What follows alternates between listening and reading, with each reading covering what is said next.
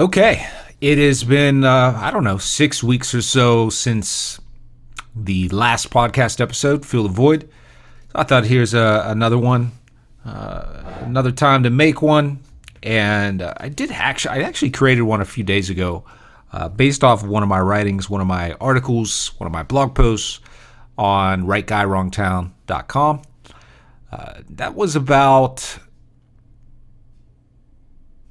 some viewer calls into Washington Journal. Now, that is a piece, that is a focus of mine in my writing, but I just was not thinking it was really of any interest to anybody that tunes into this podcast from time to time. So, what we're going to talk about instead, I think everybody has certainly heard, what is this, about a month ago now, Neil Young gave, the legendary rock star, legendary musician Neil Young gives an ultimatum to Spotify regarding Joe Rogan and misinformation on the Spotify platform. Now, of course, Spotify has this huge deal with Rogan.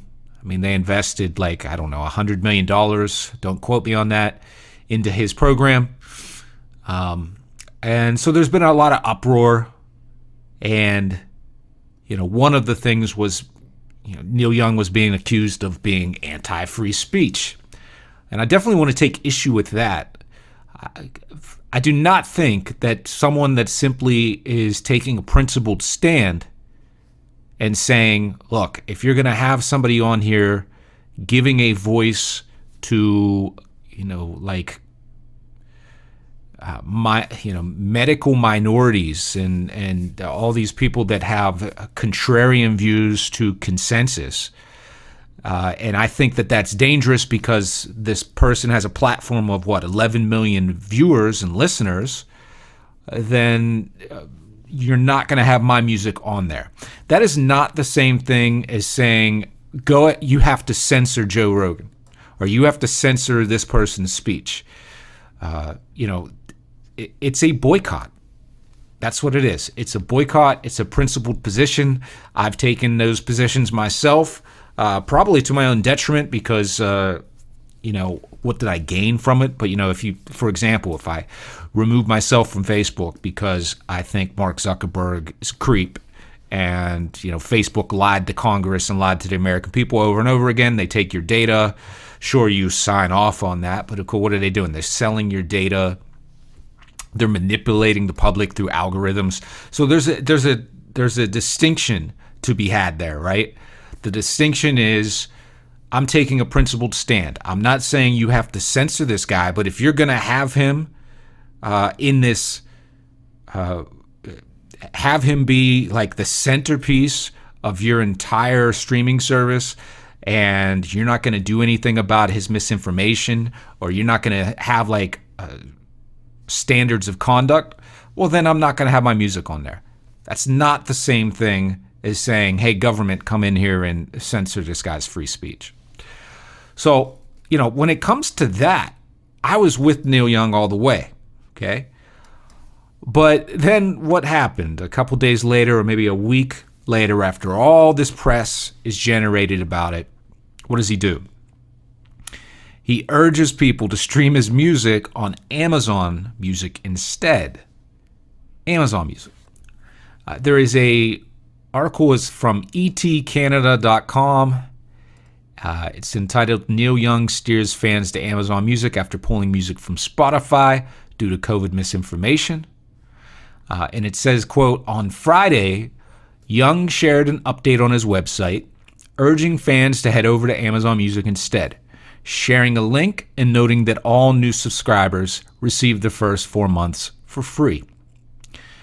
And then there's a quote from Young where he says, Amazon has been leading the pack in bringing high-res audio to the masses, and it's a great place to enjoy my entire catalog in the highest quality available, he added, end quote.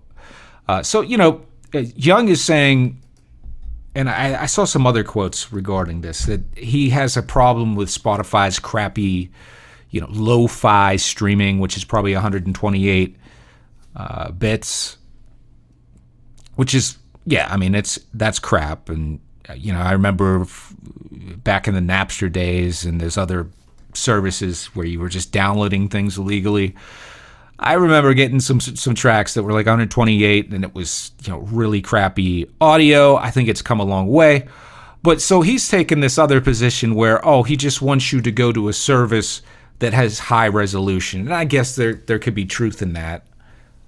But, I think it's missing the larger issue. Like, how is Amazon Music an alternative to what's going on? So, and I want to tie that to another piece of information, another big news story right now, and that is Ye, right? Kanye West, or as he calls himself now, Ye. And what was this? Just a few days ago, he announces that his new album, I don't care what it's called, I'm not going to bother looking it up, but he says it won't be available on the major streaming services. So obviously Spotify, Amazon Music, Apple Music, etc. So from BusinessInsider.com, there it is, Kanye West Donda 2, that's the album. He says, it's not coming to Apple, Amazon, Spotify, or YouTube, he said Thursday. Quote, today, artists get just 12% of the money the industry makes. It's time to free music from this oppressive system. It's time to take control and build our own. Right? So he says he's tired of this oppressive system. He's tired of the unfairness, right, of artists only keeping a fraction of the money coming in. And that's all fine. That's great. Making a great point. But what does he do instead? He tells people to buy this $200 device, this I don't even know what it is. I guess it's not an MP3 player. It's some sort of cloud device, right? That you pay $200 for so that you can have his album. Right. And, I saw a lot of people on Twitter, etc., complaining about this, like, I am not spending $200 for your device, man. And why would you? That's insane. Anyway, both Ye and Young have to know there's a better solution. They have to know there's a better solution. Let's keep in mind that they both are in a position that most artists are not in, not even remotely. They have huge fan bases.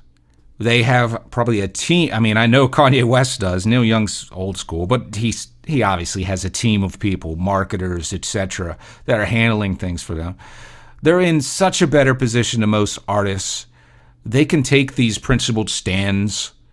They can go and build their own device. They can go have a deal with Amazon.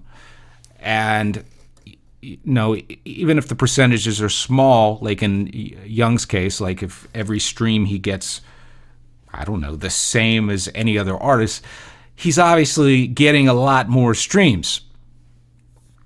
There is a better solution in both these cases. If Kanye West really gave a shit about artists keeping a small fraction when they should be keeping, let's say, 80, 90% of what's coming in, the better solution already exists. It's existed now for over a decade. It's called Bandcamp, right? So that's the problem here, right? Look at Bandcamp. I, as an artist, I don't do great on Bandcamp. It's, I don't do great any streaming service, anything like that. But when somebody goes to Bandcamp and streams or downloads my music, pays for it, I keep 85%.